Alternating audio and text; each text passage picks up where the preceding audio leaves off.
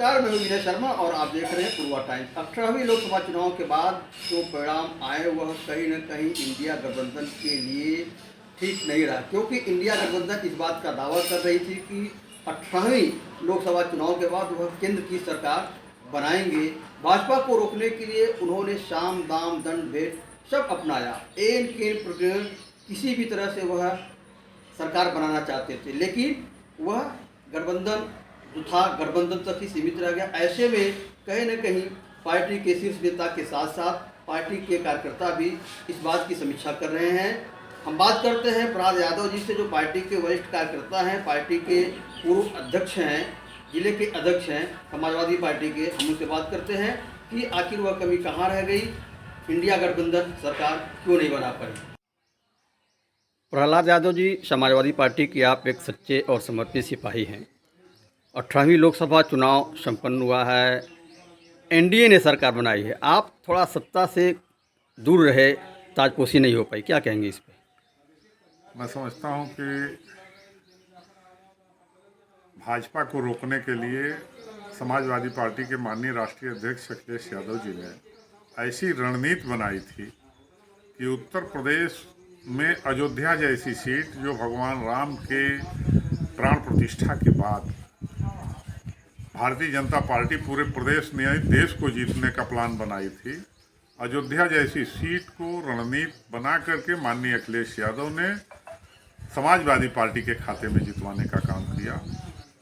और एनडीए की सरकार बनाने को मोदी जी इसलिए मजबूर हुए कि उत्तर प्रदेश से 43 सीटें जीत करके माननीय अखिलेश यादव जी का गठबंधन मोदी जी को मजबूर कर दिया कि देश में वो सरकार नहीं बना पाए।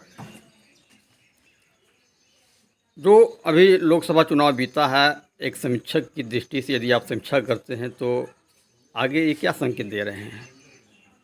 लोकसभा का जो चुनाव जो लोग जीते हैं और विधानसभाओं में 80 लोकसभाओं में लगभग 288 विधानसभाओं को जो समाजवादी पार्टी ने जीता है, उससे हमारा जोश हाई है, समाजवादियों का जोश हाई है। और हम उत्तर प्रदेश की महान जनता पर ये भरोसा करते हैं कि समाजवादी पार्टी पर जो भरोसा जनता ने जताया है वो आगामी 2027 के चुनाव में वो दिखेगा। और हमें तो लगता है कि उसके पहले ही जो खींचतान दिल्ली और लखनऊ की चल रही है, उस खींचतान में भारतीय जनता पार्टी यहाँ कुछ बदलाव करने जा रही है। और अगर वो बदलाव होता है तो हमको और अधिक फ़ायदा होगा और उस फ़ायदा के मुताबिक उत्तर प्रदेश में फिर समाजवादी सरकार बनेगी। कभी ईवीएम पर सवाल उठा करते थे, आज ईवीएम पर सवाल बंद है, आप भी ईवीएम पे सवाल नहीं कर रहे हैं, आखिर क्यों? ईवीएम पर आज भी सवाल है, पूरे दुनिया में सवाल है। और ईवीएम पर सबसे बड़े सॉफ्टवेयर के इंजीनियर या जिन्होंने रोबोट से रेस्टोरेंट चलवाया, जिन्होंने बिना कार के ड्राइवर के बिना जो है कार को चलाया, ऐसे एलन मस्क साहब जो फेसबुक के मालिक हैं, इंस्टाग्राम ट्विटर के मालिक हैं, उन्होंने कहा कि ईवीएम हैक हो सकती है। इसलिए ईवीएम पर सवाल दुनिया के स्तर पर उठ रहे हैं। अभी ईवीएम सवालों से बाहर नहीं है, ईवीएम पर अभी भी सवाल है। और मैं समझता हूं अगर ईवीएम नहीं होती तो 100 पार नहीं होती भारतीय जनता पार्टी। अभी देखा जाए तो आप लोकसभा चुनाव में शीर्ष नेतृत्व ने आपको एक बहुत बड़ी जिम्मेदारी दी थी और आपका संगठन भी देखा जाए तो सशक्त है, बूथ स्तर पे काम कर रहा है। फिर ये चूक कहाँ से रही जो जहाँ के आप प्रभारी थे वहाँ आप निकल नहीं पाए? मैं समझता हूं कि अभी तक गोरखपुर में समाजवादी पार्टी को जो वोट मिलते थे उसके दोगुने वोट हम पाए हैं।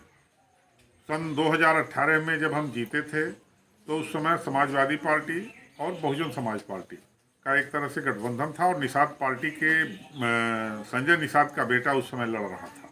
तो एक तरह से 3 लोग हो गए। जितना वोट 4,56,000 उस समय समाजवादी पार्टी और बहुजन समाज पार्टी मिल के पाई थी और निषाद पार्टी भी मिल के पाई थी, उससे ज़्यादा वोट 4,83,000 वोट आज जनता ने केवल और केवल समाजवादी पार्टी को दिया है। और हम थोड़ा सा अंतर रह गया हमसे जीतने में, लेकिन हम उम्मीद करते हैं कि अगले चुनाव में हम इसे कवर कर लेंगे और जनता विश्वास कर रही है। जनता फिर गोरखपुर की सीट, बांसगांव की सीट समाजवादियों के खाते में डालेगी। कैसे आखिर, जबकि अभी भी इन्होंने जो है राशन बढ़ा दिया, मन की बात चली रही है, कैसे आखिर संभव ये? ये राशन और ये भाषण दोनों को जनता जान गई है कि राशन दे करके वो जो वोट लेना चाहते थे, अगर वो योजना सफल होनी होती तो वो 400 पार हो गए होते। वो योजना उनकी फ्लॉप है। उनके राशन, पेंशन या जो सम्मान निधि किसान की कह रहे हैं, उन सारी चीज़ों को जनता जान गई है कि हमको इनसे ज़्यादा समाजवादी पार्टी और इंडिया गठबंधन के लोग देंगे। इसलिए उनसे हम तो 10 किलो आटा की बात कहे थे, पीछे पिसाए आटा कोई तो पिसाई भी नहीं लगेगी। 1 किलो गेहूं पिसाने में 2 रुपया लगता है, तो 5 किलो गेहूं पिसाए उसका अगर आटा बनवाएंगे तो 10 रुपया लग जाएगा। यहाँ तो वो भी खत्म था। हम 10 किलो आटा देने की बात कहे थे, 500 का डाटा देने की बात कहे थे। तो समाजवादी सरकार बनेगी तो जन कल्याणकारी कार्य होगा। भारतीय जनता पार्टी भ्रष्ट, निकम्मी और झूठी सरकार है। एज ए लोकसभा प्रभारी, आप को जो जनता ने जनादेश दिया, ठीक है आप जो है ताजपोशी नहीं हो पाए, तो आप क्या कहेंगे जनता से? हम जनता को धन्यवाद देते हैं कि जनता ने हमारे पर विश्वास किया। हम सीट भले गोरखपुर की नहीं जीते, लेकिन जनता ने हमारा वोट बढ़ाया है और उनके जीत का अंतर इतना घट गया कि 3 लाख का अंतर था, वो अंतर 1 लाख के भीतर चला आया। तो जनता को हम धन्यवाद देते हैं और हम फिर लड़ेंगे और उन्हें हराएंगे।